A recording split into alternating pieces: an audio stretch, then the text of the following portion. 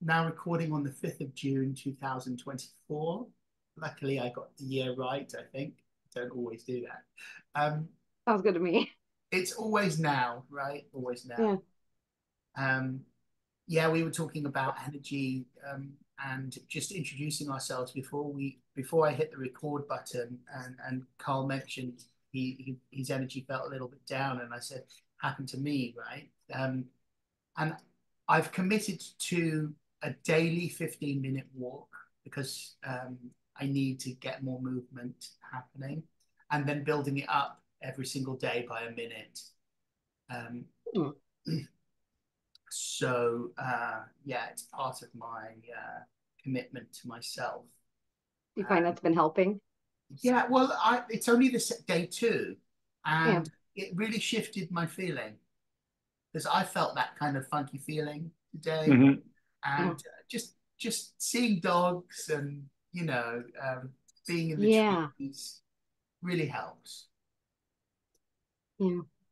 And what I might call grid working. There's just something about connecting, just moving to another spot and bringing our Right. energy, integrating the energy that's there. For a long time I was very sedentary in my home. I wasn't going anywhere. And then things changed so quickly when I did that because it was very similar doing just walking to the store, which is about 10 minutes. Yeah. Wow. Everything else just shifted after that. I mean, there's other factors I'm sure at play Hmm. too, but there's something about just making that one little change. That's all it takes sometimes. And just this little baby smiled at me, and it was the most beautiful smile. It just like lit me up because it was so lit up. And when that happens, it's so magical. It's Yeah. beautiful. That joy just transferred into me just for a moment. It was Hmm. glorious. Yeah. So, Carl, I just want to ask you a little bit about how you came in touch with your guide. And how did you meet your guide, and how did they tell you about their existence? Um, okay, am I on mute? No, I'm not on mute. So, well, nobody told me about my guide. Um, so when I started doing the training initially, so the first part of the training was a weekend workshop, was like a full weekend, and that was with this guy who was came down from London. This was Spirit set it all up because when I got that call, I was going like, okay, yeah, sure. Like I'm sure you've picked the wrong guy here, but if it's meant to be, give me a sign.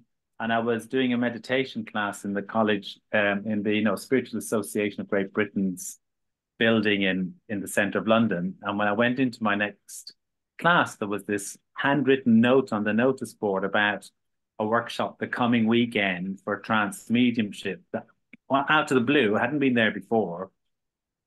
And I thought, oh, they've called me out on it, like spirit. They've like, I said, okay, make something happen. And they just like did it. And I thought, what do I do now? And I thought, okay, I'll call, and if there's no places, then I'm off the hook. If there's a place, I'll sign up. And of course, there was one place left, um, and um, I guess I went into it with a lot of trepidation because my personality is somebody like I was a very I wouldn't say precocious, but I was the kind of child that like never slumped in a chair as a child. I always sit my back straight, so I was always trying to do the right thing and be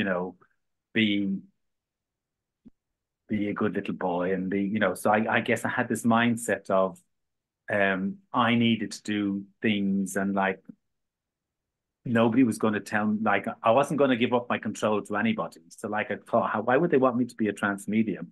Um, So I found it very difficult actually to let go and to let go of the basically the fear I had about being possessed, by something, that might make me do things I'd be embarrassed about, The old basically. Irish upbringing. Yeah, probably, Uh, probably.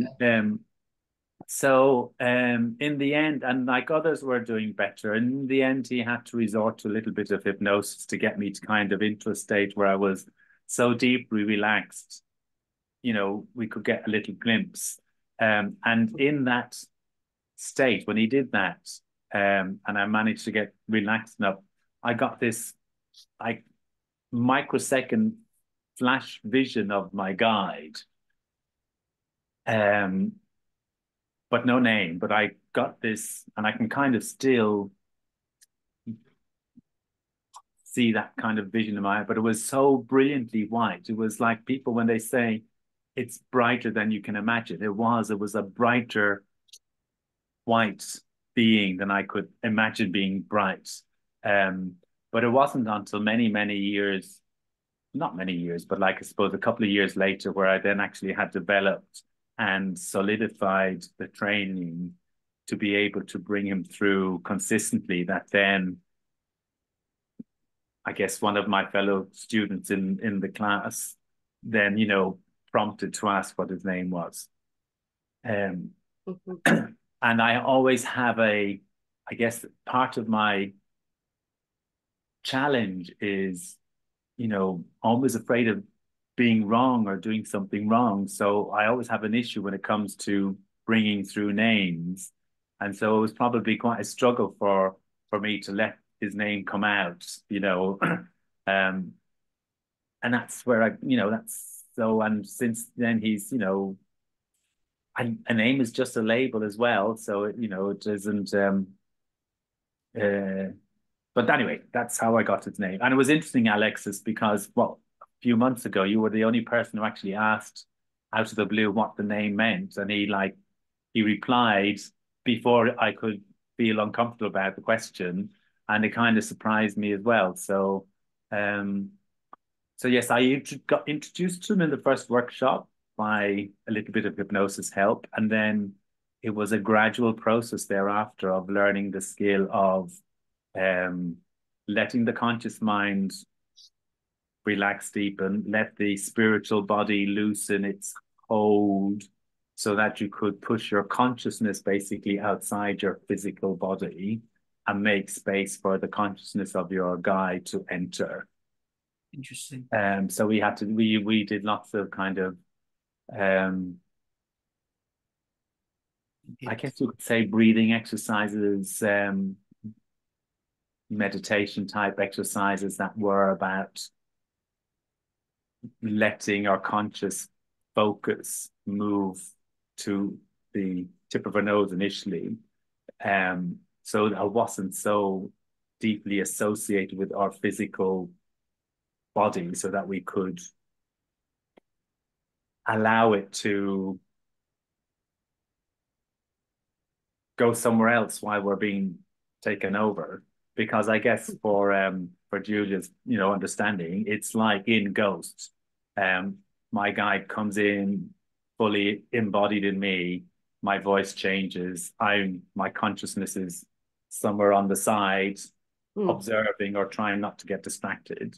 And so you have to learn that skill of being able to allow your conscious aspect, which is so intrinsically tied to who we think we are physically, emotionally, and mentally, to become less associated with our physical being so it can kind of shift to the side.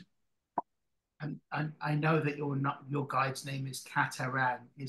Could you remind me, is that Tibetan or Chinese? Yeah, Tibetan Chinese, yeah. Tibetan Chinese, okay. Thank you. Julia, I want to ask you a question about what brought you first to this work. How were you attracted to the sort of metaphysical side? Gosh, I've always just been curious about things, but I think that probably I wanted to know more about my own past lives is probably what it was. I was just curious. Honestly, what it was is I was watching another facilitator work, and I started to get the answers before the client was saying them. And so it was like I was getting the information, and that was too weird to ignore. Yeah. And so it wasn't 100% accurate, but it was accurate enough that I could tell that I was tapped into something. And so I thought, oh, well, this is, quantum healing hypnosis. I'll check out that course. And so I checked out QHHT and I was thinking, well, for the price of a session, for about, 3 or 4 sessions, I could just take the training. So it was kind of a practical approach. I couldn't find anyone in my area to perform a session, which, now I could just, throw something and hit somebody, I know, but back then it just seemed so hard to find anybody. And that's what guided me to take the actual course. And then as I started connecting, it was just, just from the get-go, I just thought, this is what I want to do. I want to help other people connect. This is so much fun. And of course, I got resistance from my mom. She says, Julia, I don't think you're going to make any money at this.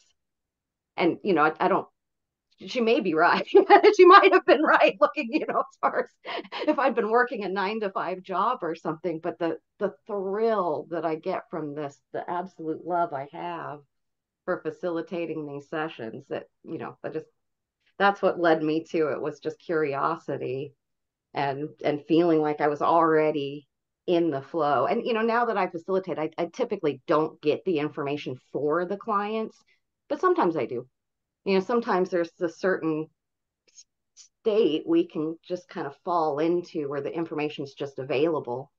Call it accessing Akasha, or sometimes the guides physically come and join. And it's, I guess that's going a little bit beyond your question, but that's what brought me into this world, was curiosity. Right. And how old were you when you found that work? That's about 8 years ago. I'm 45 now, so 37, right around. What were you doing before that? Or did you have like a regular customer service? Okay. So you Customer service. And it's interesting too, because even taking calls from people, I was using some of the skills that now I understand are hypnosis. Interesting. So it's interesting how you can kind of look back and see how, oh, I was communicating with people on sort of a soul level, even just taking calls and answering questions about, bat infestations. Right. So, Right. How would you describe quantum healing? well, honestly, I would say that it has to do with suspending your belief in order to bring in an expanded state of awareness, expanded state of health, expanded communication skills. It seems to me like it's just our conditioning that keeps us from that type of communication. Wow, that's really interesting. Yeah, that makes sense. Yeah. I love how you've defined that, because it gives me a real grasp on what you're talking about. And it's like, up to now, what I've been doing is mostly information based. Mm-hmm. So, I can probably learn more about Reiki, about prana, about that life force, as opposed to just being a connection. But I was like, something happened yesterday that was so weird that I'll bring it up now, if that's okay. I Please. don't know if this is appropriate time. Like, I figured I'd probably talk more about past lives and stuff like that. But yesterday, something crazy happened. There was this fly that was dead. He'd been in my coffee for 4 or 5 hours, completely dead. And I just saw the fly living again. And there Oh, was something in my soul that said, I know that this fly, I can help this fly come back into the body. wow. And I did a few different things, like I wrote about it and stuff, but the freaking fly came back. So Wow. that's what quantum healing does. When we remove the idea that something can't be done, Yes. it can heal. And I've seen that in my clients. I've seen that in the environment. I've seen that in this fly. And it's just Yeah. such a crazy, even now, a day later, I'm just still so excited. That's probably why my energy's so. The same thing happened to me in Holland with my Yeah. partner. There was a dead bird, and we prayed into it, and we visualized it coming back to life, and it did. It's amazing. Yeah, it was totally amazing. I mean, it's possible that it wasn't dead, but we were pretty sure that it was dead. Yeah. Um, Yeah. Well, it would have been dead had you not. That's what I say with the flies. Like, I would have just poured it down the drain. Yeah. Yeah. yeah, But, and so that's where I'm thinking that, I've up until this point, I really haven't used Reiki or that, and I haven't directed it outward in that way. So it's an interesting Well, timing. I love what you said about um, suspending our disbelief, because we're so Yeah. conditioned in you know, in our day-to-day living and in our early childhood that we have all of this programming that does exactly that, suspends our disbelief. Or is it? Well, I don't think It it's solidifies, yeah, suspended. reinforces it. Yeah, it because I'm just thinking how conditioned I probably am, and I think it blocks. The conditioning doesn't suspend our belief, it blocks it all. It Yeah, just like And throws up these yeah. barriers around say, yeah. so much stuff. And it's it's either the belief of I can't or I'm not worthy, or no, why should I be any different or any better? All of those things.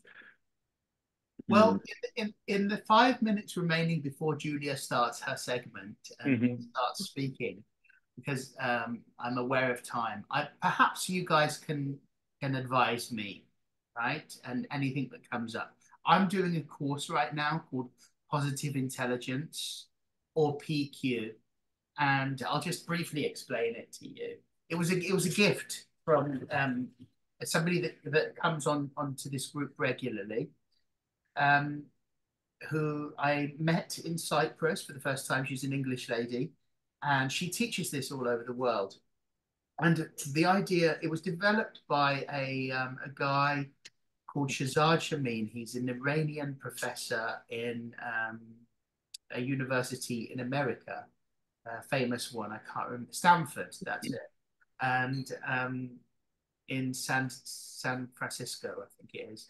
And he developed this thing that's similar to the power of now. He was inspired by that, but he talks about having five um, internal sage powers, which is the wise part of your consciousness, and then the saboteurs, of which there are a main one, which is the judge, and then there are eight other saboteurs. I think there are eight. Anyway, a load of things that make us behave in sabotaging ways, right?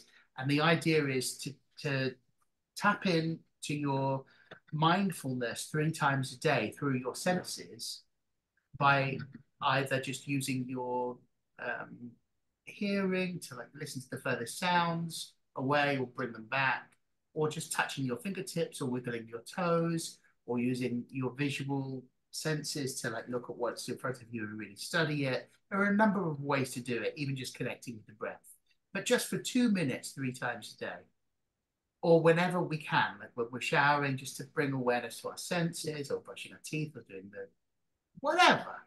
Yeah. Um, Hmm. but I'm having real trouble with. I've been so enthusiastic about this, and feeling really good that I've been doing it really regularly. But I've hit a block this week. I'm on week 4, and I've really hit a block with it. And it's finally talking about the sage part of our consciousness, the bit that's the wise part, right?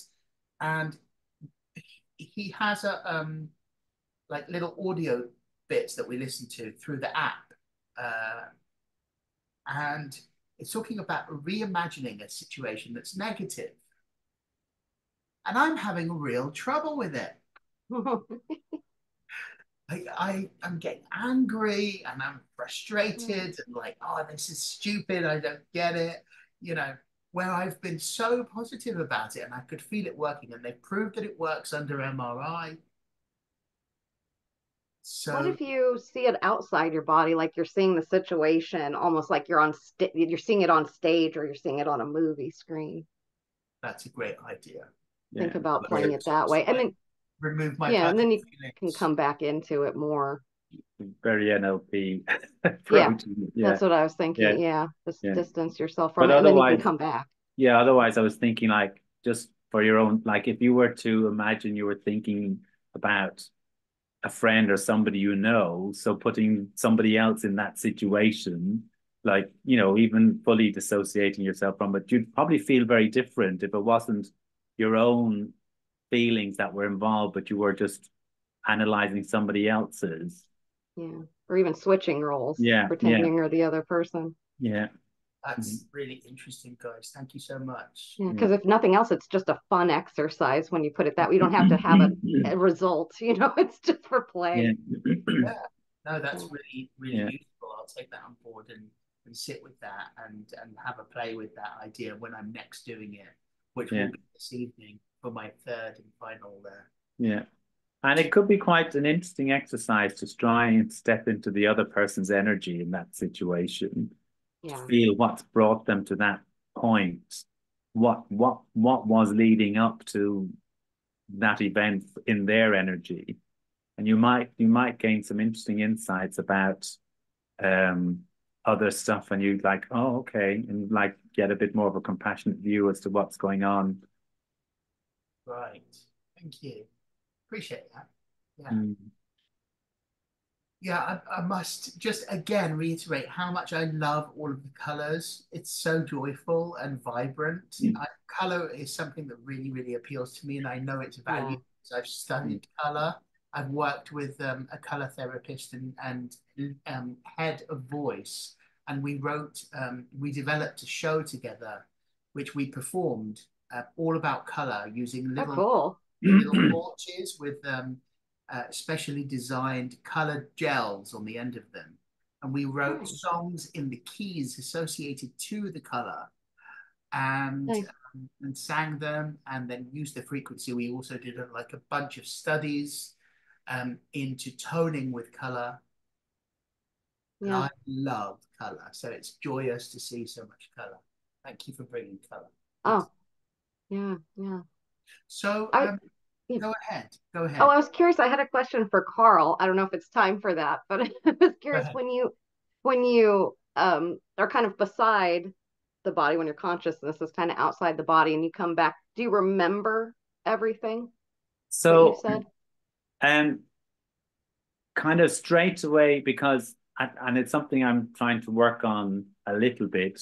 I kind of felt I had a responsibility to listen to the conversation because I'm there. So in the same way somebody overhears a conversation, afterwards I can recollect a reasonable amount, but that like dissipates over time because I've not really been paying attention.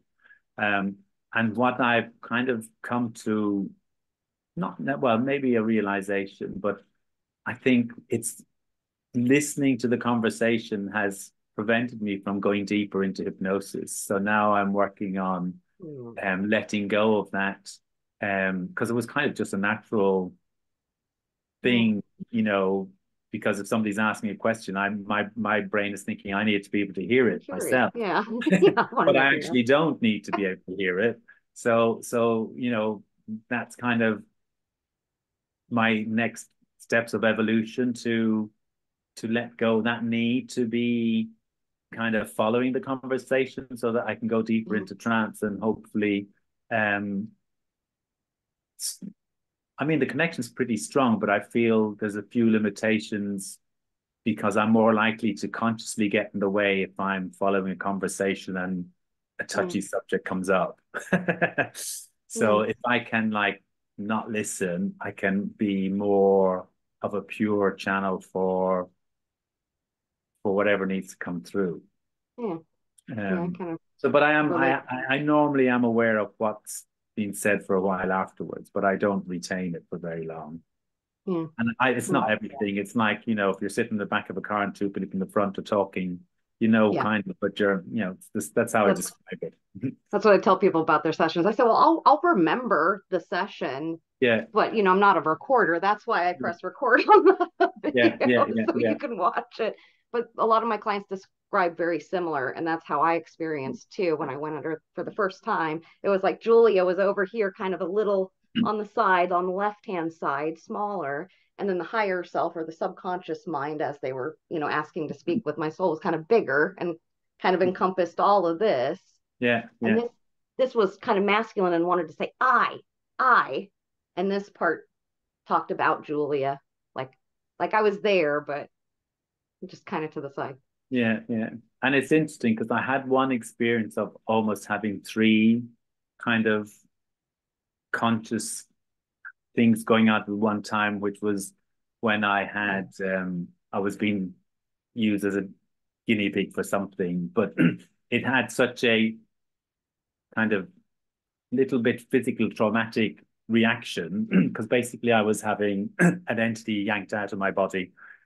Yeah. And A little uncomfortable. well, not really, but like I certainly split into two because part of me was like fascinated, and another part of me was going like, "Whoa, what the hell's going on?" Because Yeah. I started convulsing and everything else, and then there was this third part that just seemed to be kind of like I don't know, but it was quite an interesting experience of having all of those um, different perceptions at the same time because I really wasn't expecting what they were going to do. They never prepped me or anything, and it Yeah. was in a soul rescue workshop. And he just started to yank this thing out. And as soon as he didn't physically touch me anywhere, but as soon as he started to pull it out, my whole body just started convulsing, like, Yeah. what the hell is that? And my learning brain was going, wow, God, that's amazing. Like, what could, I wasn't expecting that. But anyway, so Yeah. I do think we can have, um, our awareness can split into many different facets. Two is probably the Yeah. most what we can do most times, but there probably is the ability to have a few more, different levels maybe of awareness. I don't know. Mm. That makes sense. Yeah. Julia, I want to give you the time now for the next 15 to 30 And minutes. we're blessed because we've got you all to ourselves, so it's great. Would you mind if I spotlight you? Sure. Okay. Like, feel free to interrupt and ask questions because I don't have any idea what I'm going to say. Okay, So, that's cool. I respect that. I always ask people to be spirit led, so I'm glad you're doing it. yeah, yeah.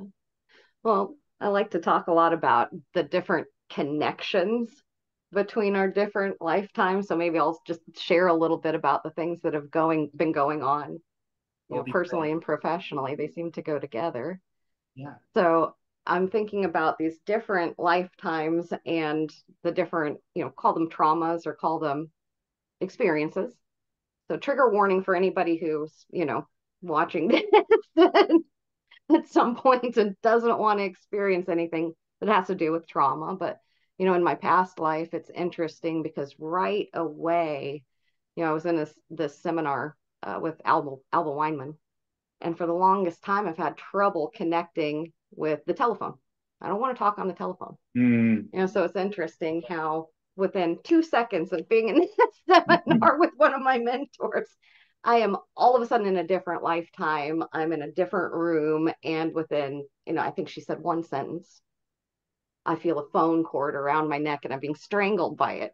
Oh. And so it's interesting how those different experiences still are playing into the aversion that I have to the telephone. And now I can look at that and decide, how do I want to deal with this? How do I want to resolve that fear?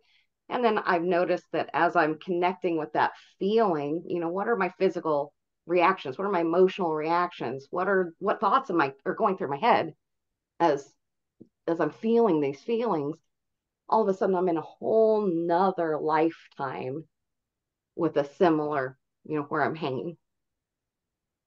So it's interesting how you can follow these different threads and go into different experiences and then release those, resolve those to the point where you can use that connection to notice a relationship that you might have had from that other lifetime or cure an illness that has sprung up because of the trauma. So like in that case, I'm still, I'm not even sure where to start because the whole fly thing has to do with all of the other stuff too. Can I ask you a question? Do you mind? Yes, Do you please. mind questions, or would you rather save them Oh, to I'd the? love questions. Okay, okay. So my question is like when we experience a physical issue, you know, Yeah. whatever it is, do you think that that it's both other lives or something in our present thought systems that are creating that, or both? Both. You know, because I would say that it's all happening now and that we categorize things based on time because of the connections. So it's all just a pattern that we're creating right now. And then we some things like, categorize it. Say sorry, again. repeat what you said at the end, and then we categorize it. Yeah, then we categorize it into different time slots. So I can look at something as in the past. And to me, typically that means it's less evolved. You know, there may be some exceptions, but I tend to see those past lifetimes as still learning and the future lifetimes that I'm tapping into as more part of the higher self, more ascended. They're using all the information from all the different dimensions to create this quote unquote future reality that, from what I can see, is more ideal, more idealized, more congruent, more harmonious than what I would tend to think of as the 3D Earth, this when, time, this place. When things are not healable, like for instance, do you think that there are things that maybe are not for healing in this lifetime? Sure. Well, I mean, yes and no, where it's just like when the circumstances are correct for the healing, there's nothing that'll stop it. Yeah. At the same time, if there's something that's creating value, the higher forces aren't going to let that go away until it's created the value that it's supposed to create. And we tend to do that. We tend to bring on symptoms, you know, all kinds of different circumstances to remind us to do the inner work, or to remind us what we should reflect on, or remind us our purpose, what we're trying to learn in these different incarnations. And so I tend to see those symptoms that are going to pervade, you know, say somebody is born without a limb.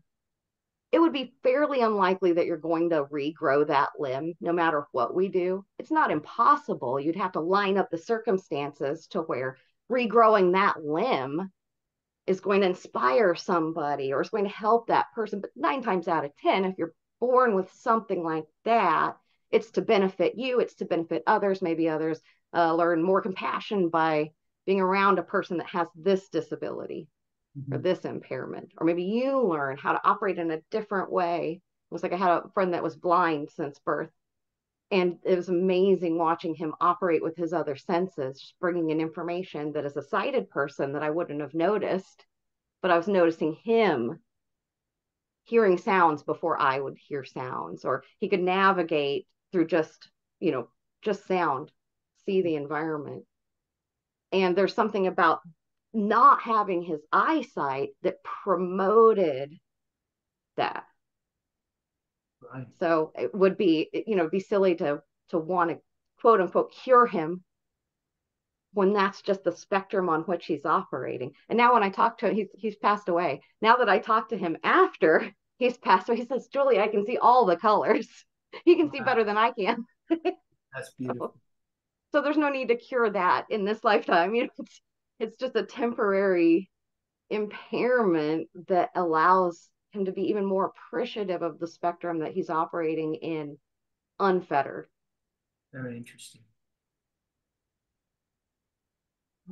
So I was particularly thinking of an issue that I have, for instance, with my legs, where the vascular, I have a vascular insufficiency where the blood doesn't go up, it just goes down. You know, and I've had weight issues my whole life, which I feel is ancestral, right? And I was named after my grandfather who has weight issues. So, you know, I'm thinking of the epigenetics, I'm thinking of the karmic association that I'm named after him, and also being sensitive and carrying trauma and stuff like that. You know, do you think that it's possible to shift just through visualization, or I don't know? What are your thoughts on? Yeah, I wonder. Do you know your starseed lineage by chance? Well, I've been told by 3 different psychics that I'm a crystal elder, and I don't know what that means exactly, but for it to be told to me 3 times, I took notice. And then I found a book called The Crystal Children. They say that that's related to the Christic energy, meaning Christ.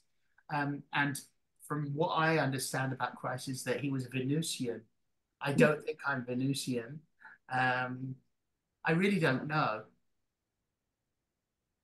Yeah, there's something that keeps coming in about something about being grounded and being here on earth, and something about there's such a draw to something about earth is what I'm getting for you. I don't know how accurate that is, but something about like wanting to be, if we weren't so connected to earth, Mhm. we'd be out in the stars. And so there's something about the physical, we don't need it, Yeah. but we think we do, and it's pulls the energy into where it's like we just there's something about it helps us be more connected to the earth as part of it. We're closer, we're more have more gravity, we're part of it. And then it's almost like I think as we become more legitimately grounded, more consistent, this is what I'm told with me, and maybe I'm just projecting. But as we become more consistent in our efforts, as we remember those 3 times a day to check in, as we walk the 15 minutes, as we become more Yeah. part of it, then I see that energy just letting go, and then it goes back into that toroidal flow, Oh, and we that's become interesting. It's come really back into interesting the what you middle. said about grounding as well, because I've noticed throughout my 20s and early life that I used food very much as a grounding because I Lyran. felt Right. completely out of my body. And for 20 years, I used cannabis a lot. I've been free of it for like 15, 17 years now. And I used hypnosis and it helped me, and an LP actually. Hmm. And it helped me to be free of it.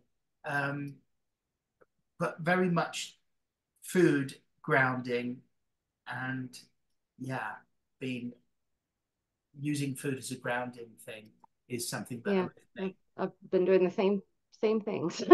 Same things. I Feel think like it. sensitive people do that, right? Yeah. Yeah, for sure. I mean, there's all different kinds of reasons, and you may be completely correct that there's ancestral ties as well. There can be several different, usually I find about three. There can be more, but usually there's at least three different connective points when it comes to what we're reacting to in this lifetime. So and the other part for me is like, I just feel more accessible to other people. Uh-huh.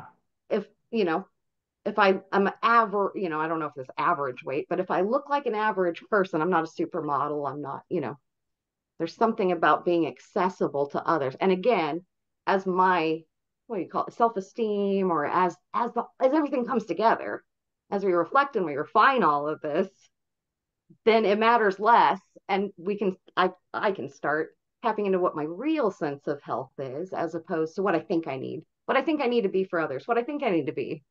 We can start to come back into what do I really need? Do I really, it's like lately I've been thinking, do I really want to be a meat eater? I don't know. I'm not sure that I do. And as I think about that, that affects my diet choices. My diet choices affect everything else. And just the smallest little, oh, I think I'll eat more vegetables is shifting. I'm not, haven't stepped on a scale, but I feel better. I feel lighter. I feel more sparkly. When you hear guidance or when you listen to your intuition, how does it how does it how does it sound to you? Is it like a directive or Well, it how depends. does It it go? depends, and I tend not to define it too hard, but there's different voices depending. I've heard literal voices before. It's like one time I had a cavity, and I heard, if you want to save your teeth, use coconut oil, and I just heard it as clear as day, and it kind of was in here, and it sounded more like a female voice. No. Wow. So that came in. If you want to use coconut oil, or if you want to save your teeth, use coconut oil. I did, and that cavity went away. So if only I would be consistent, then probably I'd Mm. have better oral health if I listened to that message and put it on repeat. Mhm. But that's the way the one voice sounds. And then, I may get messages from other, it's like I found this ring the other day just in my hallway, and That's I gorgeous. asked everybody, whose is that? Did you lose a ring? Did you lose a ring? And I just hear clear say, it's from Lady Athena. Oh, it's a gift. It's a gift from Lady Athena. And so I'm hearing this, and honestly, I heard that message in the voice of a friend who works very closely with Lady Athena. And he's from Germany, and I heard it in a German accent. It's a gift from Lady Athena. Do you know much about Lady Athena? Do you I know? do not. I know very little about Yeah, it'd be worth Lady looking into. Athena. I've heard But of it's her. interesting when you said it, I felt that the amethyst color was perfect for Lady Athena. So, Yeah, Beautiful. yeah. mm, Yeah, and when the fly was coming back, I just knew I heard hold this ring up to the fly, and because it's so faceted, it's like the fly's eyes, and let the sun shine off of it and reflect off of the ring and direct that to the fly. And I played 417 hertz, and then it was it was the sparkle. It was weird because it was like I loved this fly, and it was like the sparkle in my eye went into the fly. wow. That's And amazing. so it's like the ring helped, the hertz helped, but the Yeah, thing that yeah, did it, yeah, yeah. it's like I remembered incarnating here, and I remembered the sparkle. There was a man on Earth, and he said, I want to have a child. And he was looking up at a meteor storm, and he had the desire to have a child created the spark in his eye right there. And I followed that from the nebula I was in. I was just this little dust, and I was like in the 1800s or something. And so it's interesting because, like you say, being outside the body, I didn't go in the body right away. I just Hmm. kind of hovered to the side. And so it's interesting being incarnated and just watching a human. And then at a certain point, I'm like, okay, well, I'll dip a toe, I'll dip a toe, I'll dip a toe.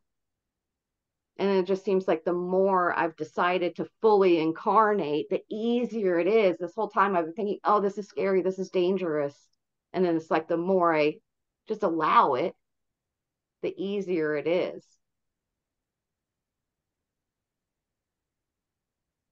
So accessing other realms, is that something that always came to you naturally? Like when you started to learn the quantum healing modality, did you feel an affinity with it straight away? Did you almost know it already and you were just kind of catching up to it?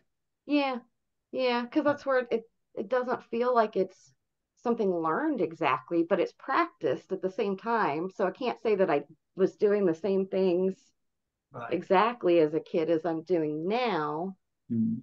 but it wasn't counterintuitive. Like I always just kind of knew we create reality. You know, my dad told me, I think we create this. I think we're intimately involved in it. And so I just always came from that understanding, oh, this isn't separate. Can you do it with other people, quantum healing? Could you explain a little bit, the process as well? It's so just to help us understand a bit more, because I don't know Yeah. Well, much. But there's when different you processes. mentioned Yeah. the like the four letters, like the QHHT or whatever, then it's like, Yeah. oh yeah, that's the Dolores Cannon thing, isn't it? But that's about all I know about it. Yeah. Yeah. Quantum healing hypnosis technique that was created by Dolores Cannon. And Oh, it's a wonderful technique.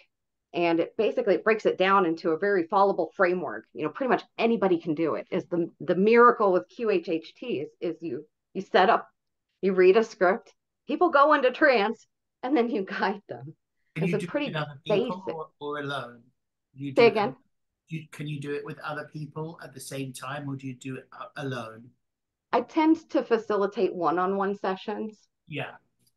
Um, we, we can do group exploration sessions, which I have one coming up this Saturday, the 15th.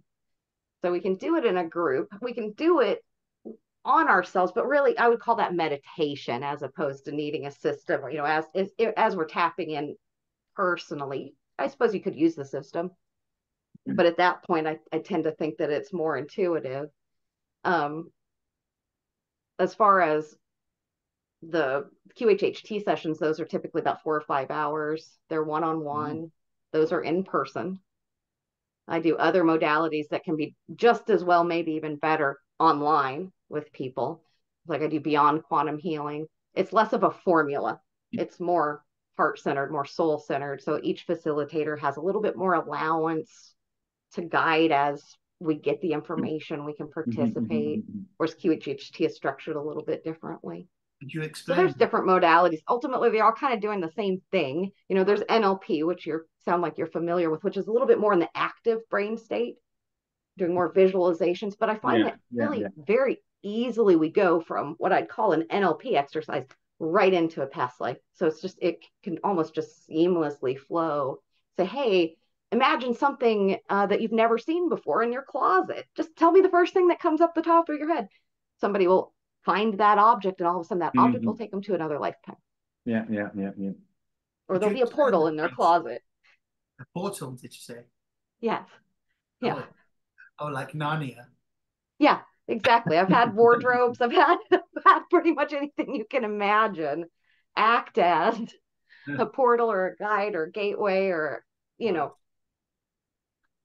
So could you explain the quantum, sorry, the four letters? oh, quantum healing hypnosis technique that was uh, created by Dolores Cannon.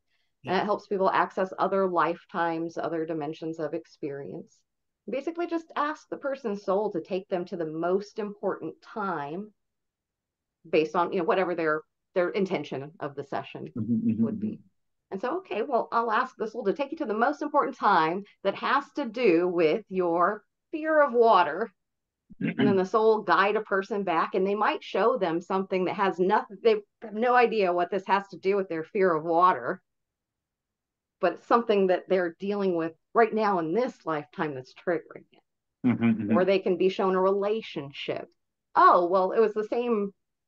The bus driver was the boat driver when the ship sank. Yeah, And yeah, that's why I'm yeah, scared to get on the bus every day. yeah, yeah.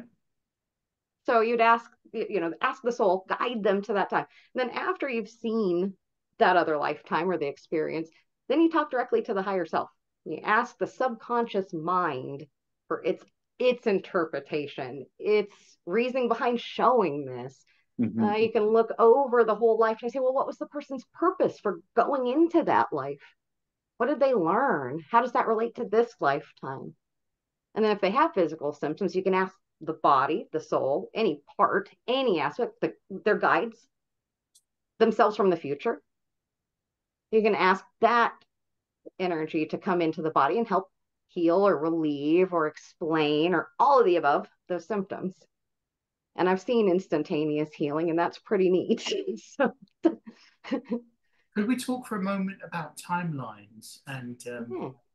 uh, you know, what's your what's your idea on time, different timelines?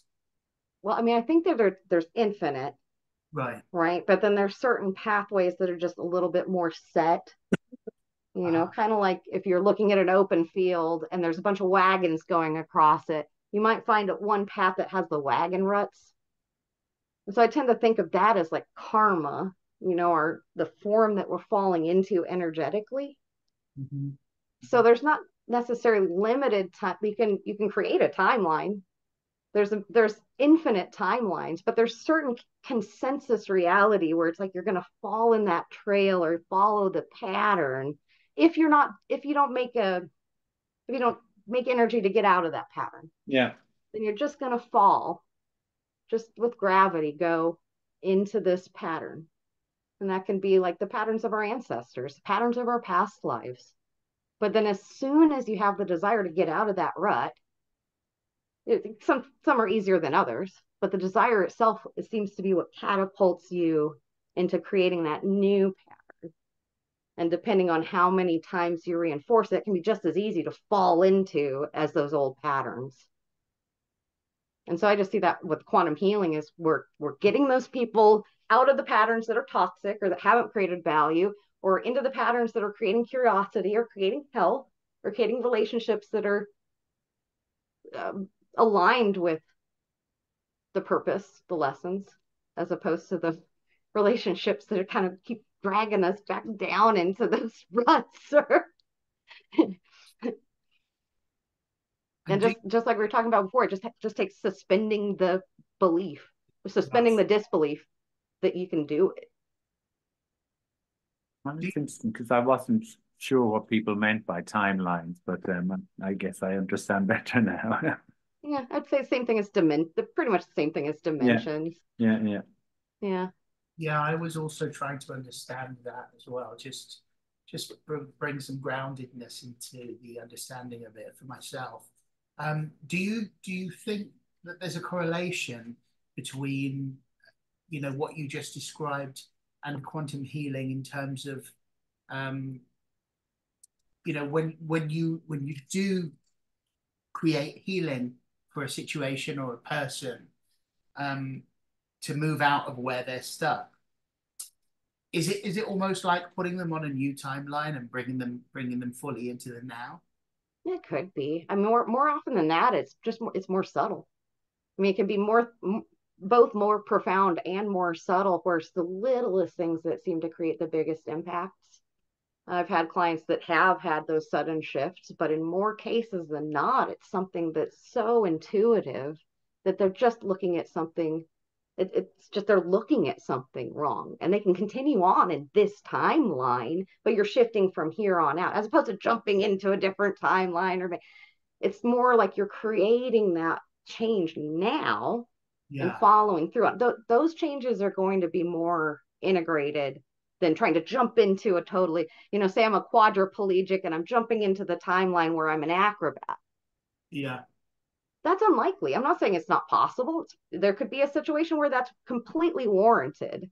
At the same time, there's probably still going to be a little bit of disbelief there, even for me, big jump. where I'm like, well, why would you want it? Why would you come in so like this if this is really what's better? And so there's something to say about acceptance and then moving forward with what we have, almost, that's better than wanting this thing that's so totally different than where we are, understanding why we're here, and then going to that next, well, what do we want to create? What energy are we trying to live in? Is Does it it the same as that present lifetime? Is it different? uh, does it always present itself? What the thing is that needs healing? Does the person always know? No. A lot of times they do. A lot of times they do, but I would say that it really depends too on how reflective the person is coming in. A lot of times when people are very reflective, they have a lot of clues, and when they get the answer, it's like, oh, I can't believe I didn't think of that before. Then there's other sessions where it's almost like the subconscious talks around the answer. And in some cases, you just know that they're not ready to see the thing full on face right there. It would be just too much. It's like, and sometimes cases of trauma, you might see a person experiencing their death from the outside. It's too traumatic to experience like you're there. And so the subconscious will put you in a different perspective. Are you allowed to talk about your own other lives and, you know, what, when you saw your own other lives, what you experienced? I hope I'm allowed. Well, I've seen a lot. I've seen a lot of different perspectives, and I can see other people's lives too. So that's interesting. It's like I could see my partner. I slipped into his past life at a certain point, and I can sort of tell that it's not mine, because it's, for one thing, I see it in a mirrored way. If that makes any sense. Yeah, That's not universal. That seems to happen to some people and not others. But if I'm getting somebody else's information, I tend to see it backwards. interesting. So yeah, that's something interesting. But as I'm seeing my own, it depends too. I've had different experiences for each session. It's like the first one I went in, I could kind of see, like, I knew I was back in the 1860s, and I knew my name was Sarah, and I really loved the color blue. The whole session was about this color blue. And I saw this blue fabric, I loved it. So I could see the color blue in my mind's eye so clearly. And I knew that Sarah had daughters. I knew I had these two little, I could see just the tops of their blonde little heads. I couldn't see their faces, but I recognized their energy. I recognized one as somebody else that was in the class with me. I'm like, oh, her name was also Julia. I was like, oh, it's Julia. And so it's like I got an impression. Whereas other other sessions, I'm there. I'm emotional. I'm bawling because I've just experienced a death. Or I experienced, I was there. I was Sarah. I was there. I saw the blue color. And then all of a sudden, I was in her husband's life, Wilhelm. That's a different feeling altogether. And then I'm wondering, well, how could I be both? Well, I don't know. Maybe they're ancestors. I have felt way more connected to Sarah than I felt to Wilhelm. It was like he was kind of not as embodied. So it's interesting. It's almost like I can feel the embodiment of whoever, whatever lifetime I'm going in. They don't all feel the same. I'll put it that way. And when I guide clients, the clients will experience lifetimes completely differently depending on what their strengths are. And it's like if they're visual, they may get visual information. They may not though. I'm very visual and I only get some visual information. I'm claircognizant, so I just know things. I just know, oh, we were from Germany. Oh, I was so worried about my daughter getting married. Just the things that you just know. Yeah. Or for me, I just know. Somebody else, they might get a symbol. It's like they might see a beer stein and know that's Germany, or they might have no clue what that is. And then 2 years later, they see the beer stein in the window and then they know, oh, that's my family crest. So you might have no clue. It's weird how all the pieces come together and then they really do get revealed and then added on, almost like, detail work in a fine tapestry. You might have that main picture, but then as you keep looking in, those connections are going to more and more intricate. I've had that experience where many times where I've either met a person for the first time and then I get real strong flashes of their other lives and who Yeah. they are. And it's so clear, you know, uh, but it is a knowing rather Yeah. than a visual. Sometimes it's visual, um, Yeah. but it's a knowing and also a seeing of the other dimensions and the other again that word timelines. Um, Yeah. yeah, that And then do you tell them? Because I never know. Sometimes, most of the time I tell them. I ask them if they want to know if I get the impression, and then if they say yes, then I'll tell them. Yeah. It's like usually this happens with my best friend, so permission's kind of implied. But it's an interesting experience when it happens, right? Yeah. Yeah. Well, it makes me wonder what's ours, what's not ours. How do we define consciousness? I tend to think that it kind of, we have an oversoul, and then those oversouls have an oversoul, and then those have an oversoul. So where you want to tap in, and then each of us has different aspects, in internal aspects, our cells, our, all the things in the body, our saboteurs, our Yeah. all the parts that sort of fragment from this Yeah, lifetime and yeah. differentiate. When you spoke at the beginning about trauma, I've often seen trauma as something like pieces of a broken mirror, where all of those pieces are parts of us, and even though they're broken, they can be put back together again. Yeah, I would almost even say that it's not broken, it's faceted. It's Right. faceted, Yeah. to where it's like this ring where you have more than one, but you come together to have, it's just that all seeing, that lotus, that eye, the flower of life. It's that I feel like it's whole as it is. And even the splinters, there's something important about the way that they reflect. Right. Right. Is that a ruby? Because it looks like a ruby rather than an amethyst. What Oh, do you it's think? it's an amethyst. My it looks a lot like a garnet in certain light. Like I noticed that It's an because my friend amethyst. said that's a garnet, and then she looked at it, she says, "Oh no, that is an amethyst." So yeah, but it has this red tone to it, which I think It is really does. interesting if you look at from the side. But otherwise, it matches my other amethyst. Amethysts are so underrated, Yeah, they yeah. really are. They're, People think diamonds. they're incredibly useful in terms of transmuting energy.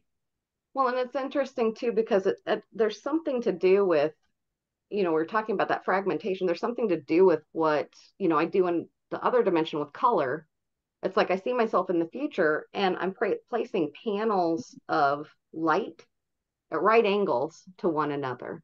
Wow. And it's almost like we're creating that fraction, that panel, that facet unnaturally, or we're doing it, we're manufacturing it, but it has the effect of trapping space-time to the point where we can go back and we can watch events that happened in the past. Is this what you were saying about using color in your healing work? Consciously? Yeah. Is this what you were referring to? Yeah, and that's a future version of me. I'm with a team, I'm with a crew. We're working in the system of Lyra around the planet Avion that isn't there anymore. But through working around its space-time, working where it was, that gravity point, you can still reflect the light, the color, in a way to where you can go back and see it. Go back and experience Avion when it was there. And not just in one dimension, but you can tune into whatever dimension makes sense. There are things that are off limits. There's no dimension that we have found where Avion still exists. There still seems to be limits within the universal laws that we're working with. But I wonder about Earth, and I wonder about how we experience time here. If there isn't something, like we talked about the Matrix, if there isn't something similar to where we're just reflecting light back and forth. So it seems like we're trapped in time, when really we're not trapped in time. It's just an illusion. Because it's the same illusion that I'm creating in another dimension. So it makes me wonder if there's something operating somewhat similar in this plane. Well, a couple of times you inspired me to think about that idea, which I was going to ask you about, what you think about it. I'm just trying to formulate my words about us being a projection or a hologram. Have you heard that theory? And it's actually been scientifically proved. I heard recently that we are living in a hologram. I don't know what that means exactly, but are we in some kind of computer game, or what is it? I don't think anybody knows. Nobody and knows. it's interesting because it's like in that project in the future, after we're done with that, after we're done setting up the panels and people have explored Avion, and we've basically determined, well, there's no way we can fix this. There's a lot of violence when it came to Avion's destruction, pretty much no matter what timeline we go to. There's just no way to fix it. There must be something that's already set up that's prohibiting that. So it would seem like there's some type of, it's called natural, it could be natural law. It doesn't have to be, created by another being specifically.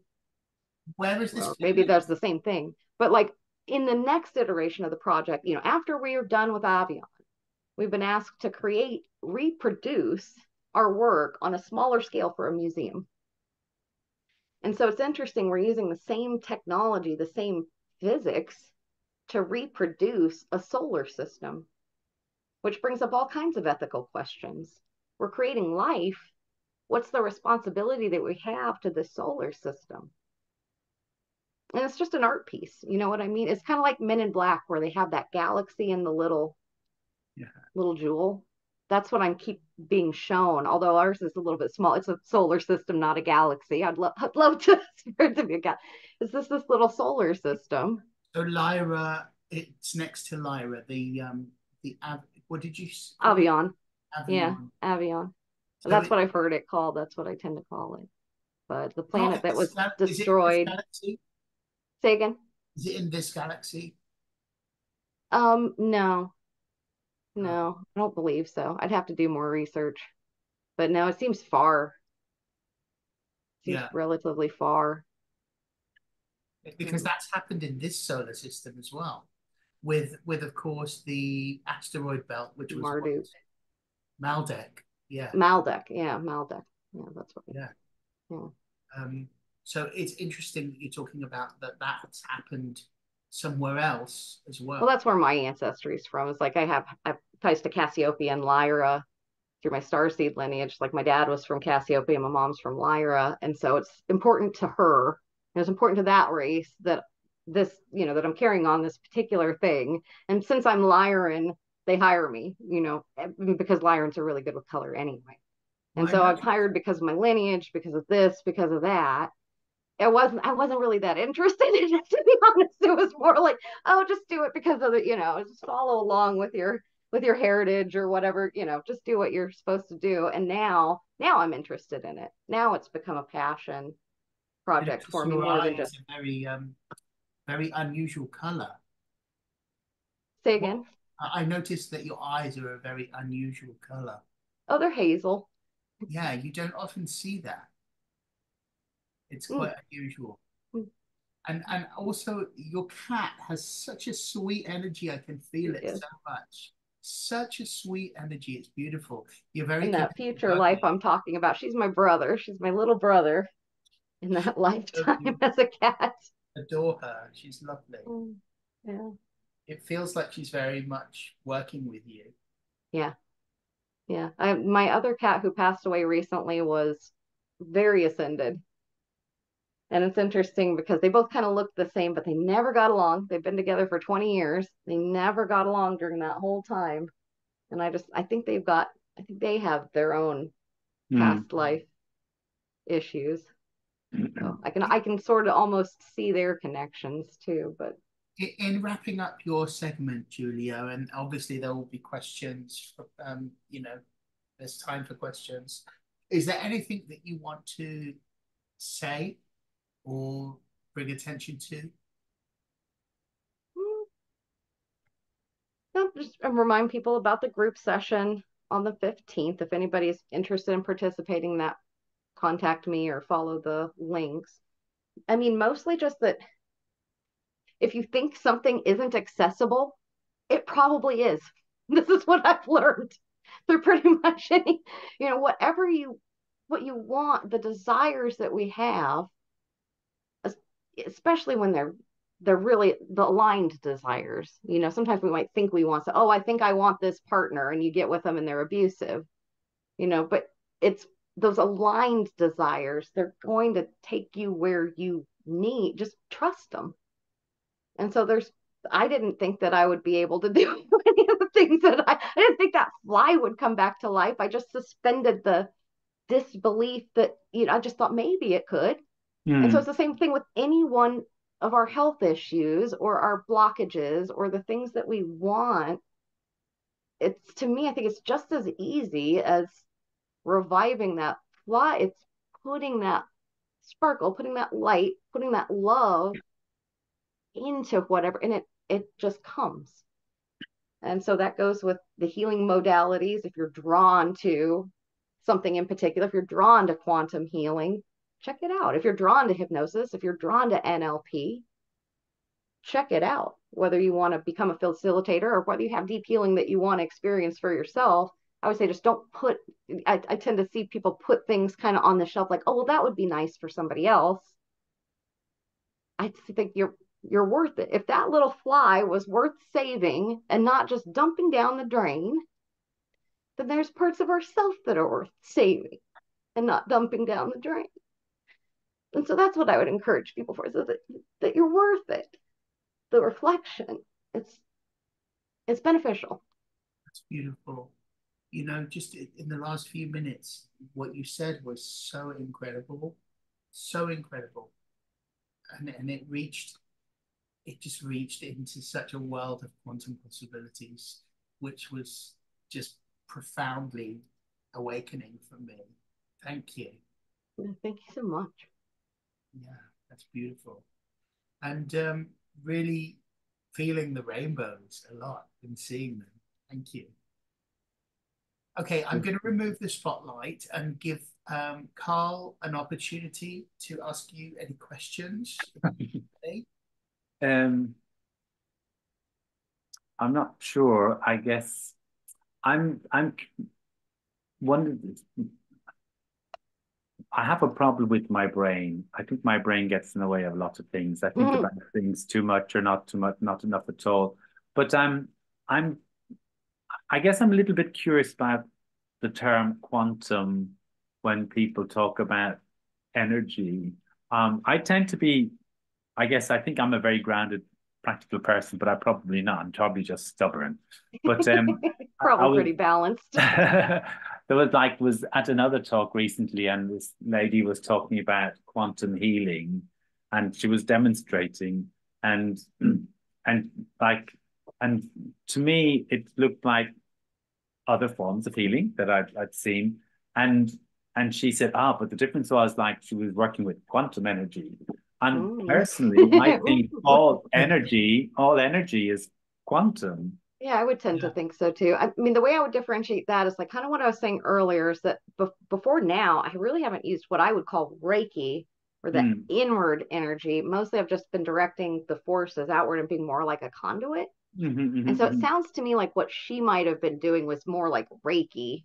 mm-hmm.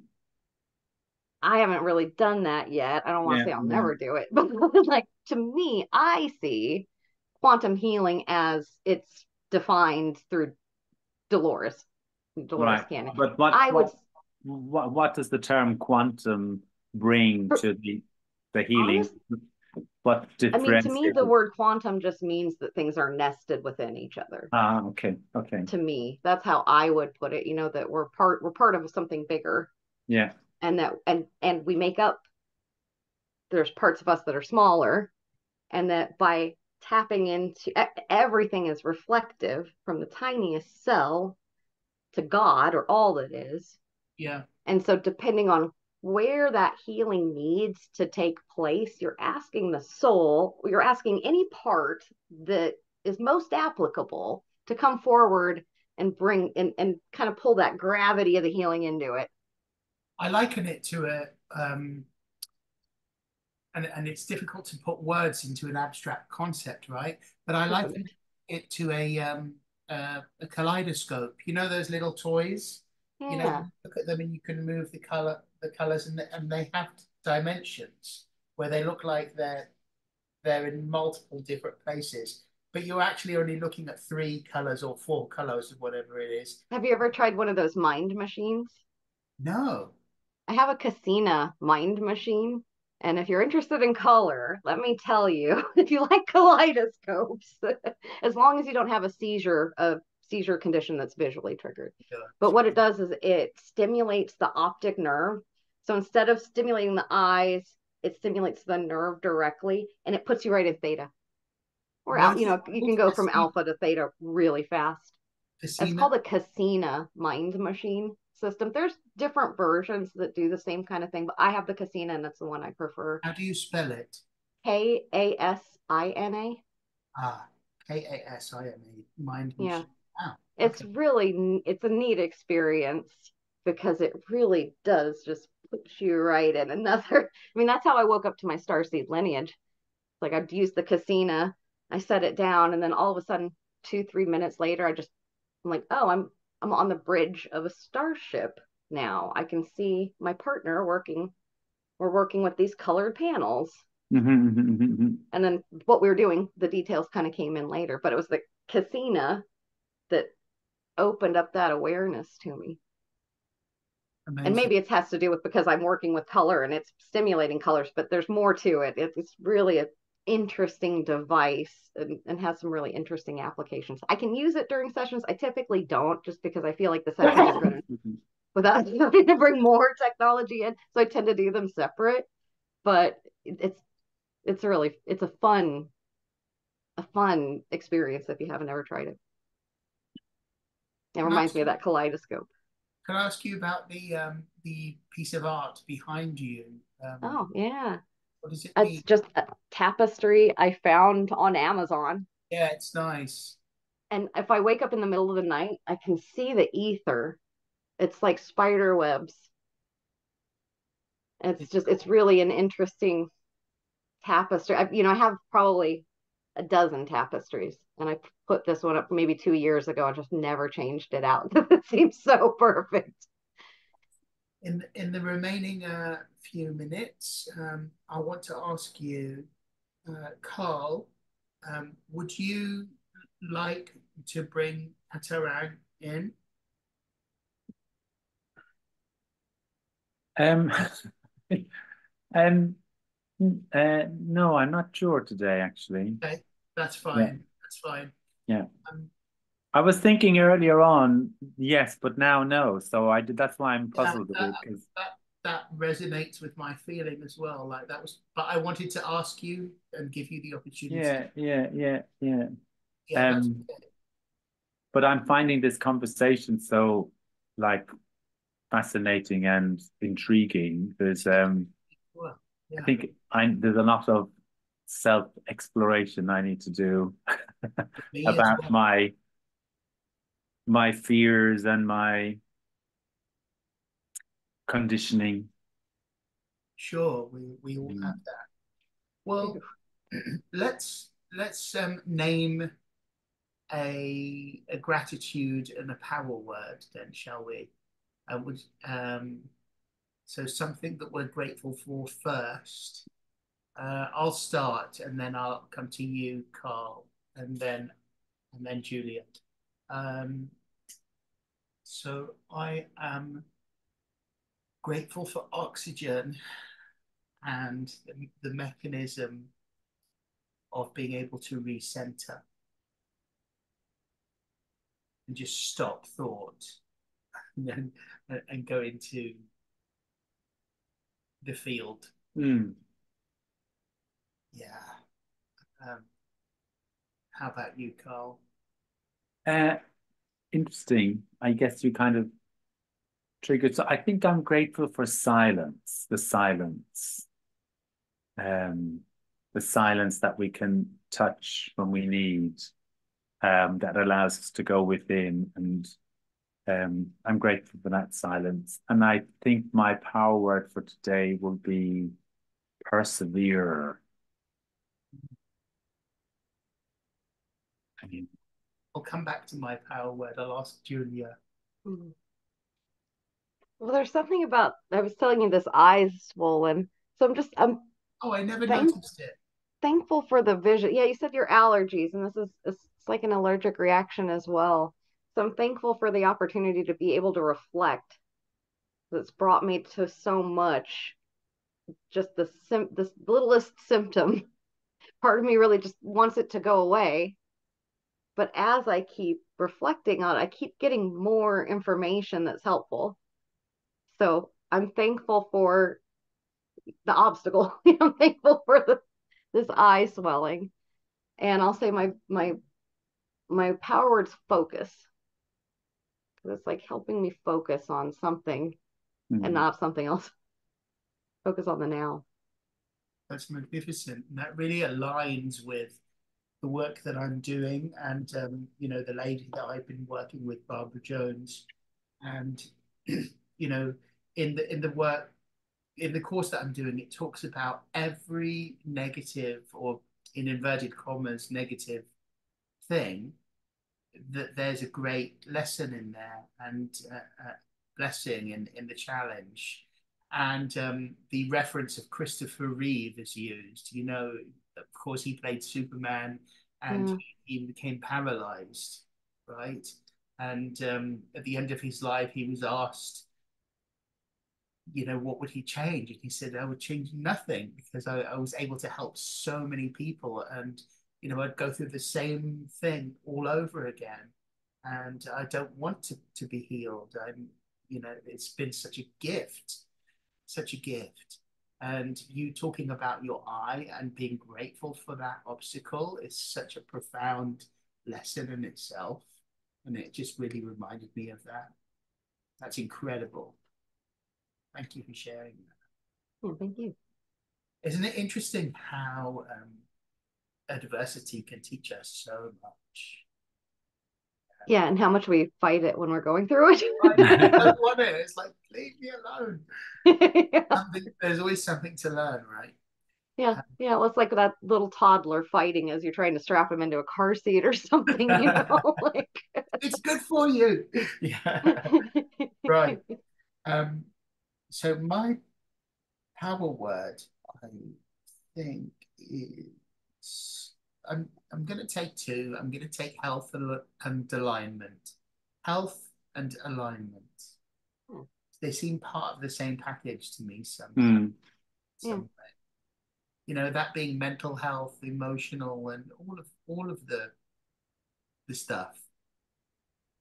You know, because I think like the kaleidoscope, we're sometimes fragmented, and that's okay. You know, we can live in Yeah. all the versions of ourselves, and we're Yeah. still, as you said, whole, even though Yeah, and it's like we can come back to the center. If you imagine that big spinning disc and you're out on the edge and you're losing your mind, all the different colors and you can still come into that center for that what a silence. beautiful thought. Thank you so much, everyone. Julia, it's wonderful to meet you and to sense your energy. You have a beautiful smile, beautiful energy. Thank you so much. Thank you. And Carl, it's always wonderful to see you. You always teach me so much, honestly. You do. I don't think so. When are you going to do a special segment on yourself and all what you've learned? Well, that's a good question. Yeah.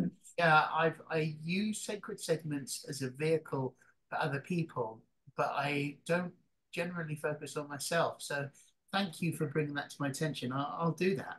I'll do that. I'll think about that. Yeah, because Appreciate. I'm sure you've got Yeah. lots to share. Yeah, Yeah, your energy's so great in person. I've been reading your words for I don't know how many years now, but I've never met you. so So much.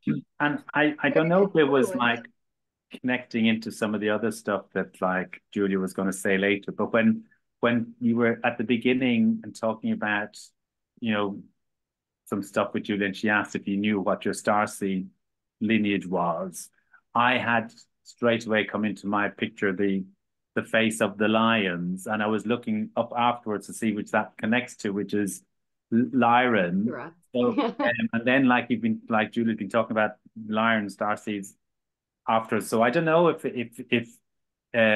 you are or not, Alexis, but that came into my mind. I didn't not the word lion, but I saw the lion face, of those beings.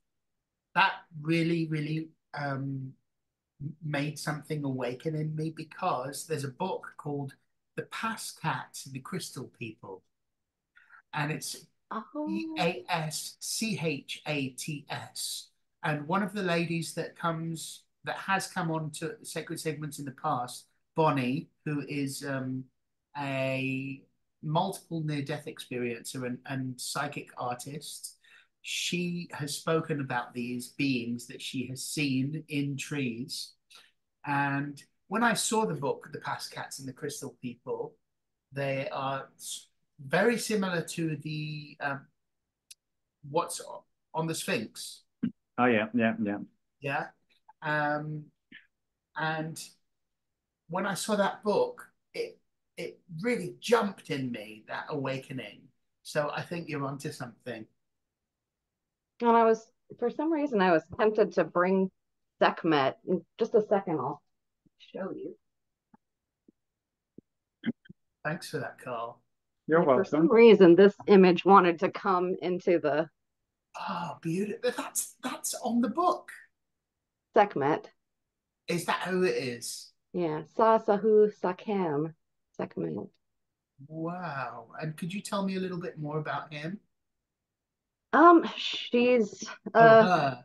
a power deity and very balanced because she's also female, but she's very powerful. She's associated with the sun, if I'm not mistaken. And isn't that interesting that Vesta. Wait, one of the first deities I ever worked with, and it's been so long, I've kind of forgotten. So sorry, Sekhmet. That's very Yeah, synchronous yeah. that we're starting and finishing with the sun. Well, that makes me want to say a blessing, which I will do. I'm just gonna reach for a book, and if I can't find it, then I will just say it. I'll just say it. No, it's not. It's not right here, right now. It's in my bedroom, so I'll just say it. Blessed is the mighty sun, and we visualize the love from our hearts going into the mighty sun, and because of the karmic laws that exist, we also receiving this, which is magnifying our energy field. Thank you, everybody. And of course, the sun gives us all light, and it's the closest thing to. I always find the word God very limiting, but it's the closest thing to God in our manifestation, other than the Mother Earth, which we're very, very close to. We're on her, right? So really appreciate your presence tonight. Thank you so much. Even though we were small in number, we were mighty. Mhm. Thank you so much, and always lovely to see you, and great to meet you, Julia. And I hope to see you again. Yes, a bit Likewise. better. Yeah. I will send you the recording once it's done, and I will post it on the Sacred Segments page as well. And yes, thank you. Have a beautiful rest of your day wherever you are. Lots of love. Thank you. Thank Bye, you. bye. Bye. Take care.